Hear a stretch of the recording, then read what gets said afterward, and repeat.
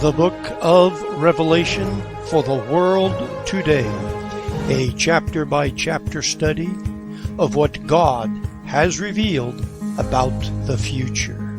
Welcome to the Book of Revelation for the World Today. Our text is found in Revelation chapter 13, verses 1 to 3. It's all about the Antichrist that will come on the world scene as the world dictator. Listen as I read. Verse 1, "And I stood up upon the sand of the sea, and saw a beast rise up out of the sea, having 7 heads and 10 horns, and upon his horns 10 crowns, and upon his heads the name of blasphemy. And the beast which I saw was like a leopard, and his feet were like the feet of a bear, and his mouth like the mouth of a lion. And the dragon gave him his power, and his throne, and great authority." Our text tells everything we need to know about the Antichrist coming. And it's not just the Bible prophecy that tells us that a world leader is coming. The one world government is being formed on earth at this very time. The Bible prophesies that the Antichrist will ultimately reign over the world during the tribulation period prior to the second coming of Christ to the world to establish his own kingdom. The upcoming end-time government will be consolidated into the totalitarian hands of the Antichrist. He will get his power from the dragon, which is the devil. This world system gets power and authority from Satan. The world will feel the oppression of this world government because it is satanically inspired, and it is in its formation right now. We can feel his wrath and see the wicked paths that this world is choosing. There are lies, deception, dishonesty all around us now, and not just in the media.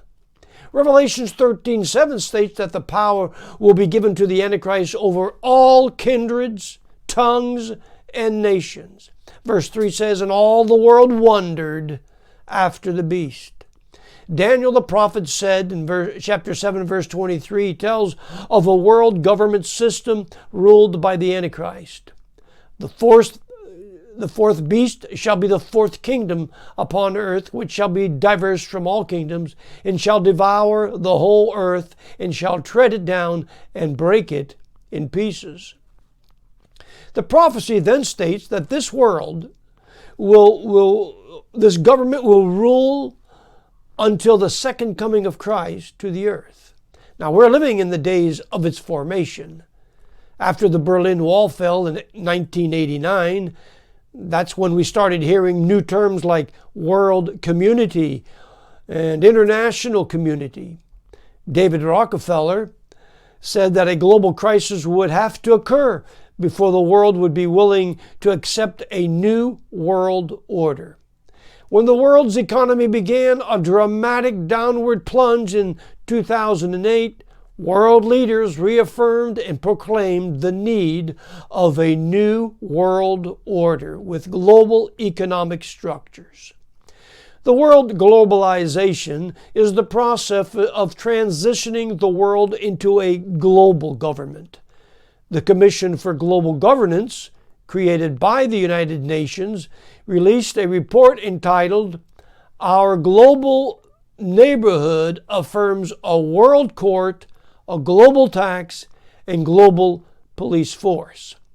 The United States Department publication publicized something under the number 7277 and set forth a world police force under the United Nations. When we hear about international law, it is referring to the laws of the world government. When we read or hear about the world court, it's referring to the court system that has been created to enforce the laws of the world government system. The World Bank, the World Trade Organizations, the World Health Organization, all of these powerful world institutions are exactly what they say they are. They are all components of the one world government prophesied for the end times 2,000 years ago and in its formation today. We have the privilege of studying this prophecy and understanding it better with the many details presented in our text. We're looking into the future here about how it's going to be in the United Nations and in the world. And Agenda 21 is what the United Nations established. Agenda 21 is a non-binding action plan of the United Nations with regard to sustainable development. It is a product of the Earth Summit, United Nations Conference on Environment and Development, held in Rio de Janeiro in Brazil in 1982. It is an action agenda for the United Nations. The number 21 in Agenda 21 refers to the 21st century. It has been affirmed and had a few modifications at subsequent United Nations conferences. Its aim is achieving global sustainable development, a one world order. Today, we will consider two facts about the one world government leader called the Antichrist. We have his deception and his wound. Next week we'll study about his power and his blasphemies and the worship the world gives. His description, verse 1 as we read, "And I stood upon the sand of the sea and saw a beast rise up out of the sea." Both the prophet Daniel and John saw political systems and leaders that they described using the same term, beast. John sees this beast coming up out of the sea. This beast is a Gentile leader of a Gentile system. John called it a beast, and it comes up out of the sea of nations.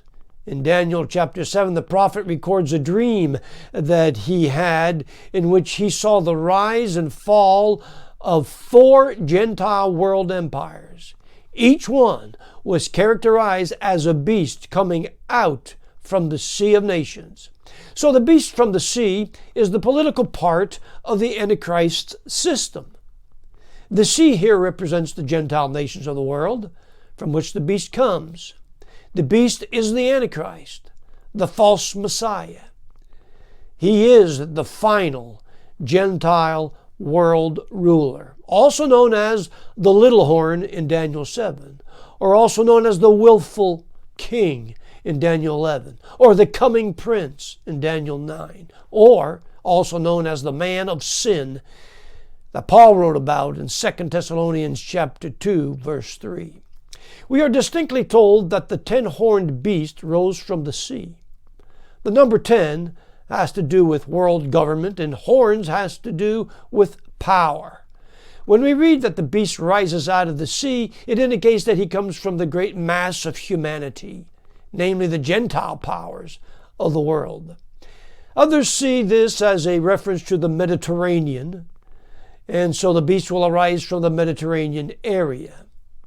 Probably both are true, and that this beast is a Gentile and does come from the Mediterranean area. There is coming a vicious world power. This beast will have the 10 horns of power, and this will be the revived Roman Empire. These heads apparently represent 7 great world powers that have oppressed Israel down through the history. The Antichrist builds on and is the cornerstone of this history of infamy. The 7 major world powers related to Israel, as we saw last week, was Egypt, Assyria, Babylon, Medo-Persia, Greece, Roman, and then the revived Roman Empire, the final form under the Antichrist. These heads are the devil's tools throughout history, and also the building blocks on which the Antichrist will build and bring a climax to the greatest time of trouble that the Jews will have ever known. Today we're looking at the Antichrist, the one that we know will be the last ruler among the Gentile nations. Earlier in chapter 12, verse 7, we saw the dragon, again Satan. He was enraged at the woman, Israel, and he went off to make war against the rest of her offspring, which obeyed God's commandments and held to the testimony of Jesus Christ. The Antichrist here introduced as the devil's faithful follower or political supporter, and the devil delegates his power to this man. He is the incarnation of the devil on earth, and through the devil he makes war against the saints and overcomes them. The weapons used are imprisonment and death by the guillotine. All who pledge allegiance to the beast are giving their allegiance to the devil. The beast is further described as being comparable to a leopard with the feet of a bear and the mouth of a lion. These three animals are related to the same revelations given in Daniel chapter 7, where the successive world empires are described by the lion, referring to Babylon, and the bear, referring to Middle Persia, then the leopard, referring to Greece. The last world empire is the Roman Empire. It will have the majesty and power of the lion, the strength and tenacity of the bear, and the swiftness of the leopard. In addition to these natural symbols of strength, is added the factor of satanic power coming from the dragon, Satan himself. Through satanic powers and deception, he presents himself as having some kind of a resurrection from the dead. So we are here introduced to our second point, to his wound. Listen to verse 3. And I saw one of his heads as though it were wounded to death. And his deadly wound was healed, and all the world wondered after the beast. You probably noticed among the many reasons that the lost use as an excuse for not believing the Holy Scriptures, it's because they will say that no one knows what happens after death because no one ever came back to life to tell us the difference. That's definitely false, because Jesus did come back and told us everything we had to know. We have His Word. It's the Bible. But since people are bent on this excuse, Satan will use a death and back to life scenario to capture the minds and hearts of the lost. It will appear that he died and he lived. Verse 3 says, his deadly wound was healed. I think this could possibly refer to a fake death and resurrection brought on through fake news and the lying media as part of his lying deception. I don't know what it will be, but it will seem real and it will be accepted as a fact. Through deception, Satan is comparing himself to Jesus, who died and resurrected. The Antichrist and the devil are imitators of our Lord and Savior. Jesus died and after 3 days rose again. And John further observes that the deadly wound of the Antichrist is healed, and that the entire earth marvels at the beast. As the author Walvoord points out, countless views have been offered in the interpretation of this verse. And one of the very most common ones, just to be warned, is to identify the person wounded to death and healed as some historic character that came back to life. And among the more common suggestions, they're talking about Nero or Judas Iscariot. And in modern times, such persons as Mussolini, Hitler, and Stalin. I agree with Walvoord that the wounding of one of the heads seems instead to be a reference to the fact that the Roman Empire as such seemed to have died, but will be revived. It is significant that one of the heads is wounded to death, but that the beast itself is not said to be dead. I don't believe that Satan has the power to restore life, even though his power is mighty. It is more probable that this is the revived Roman Empire in view. That alone will astonish the world, because the Roman Empire, which was crushed and appeared to have been exterminated, will revive again. As a result of the deadly wound healed, verse 3 says, all the world wondered. It is because of this amazement that they follow after the beast. which confirms that something supernatural happened to the beast. Verse 3 says, the whole world was astonished and followed the beast.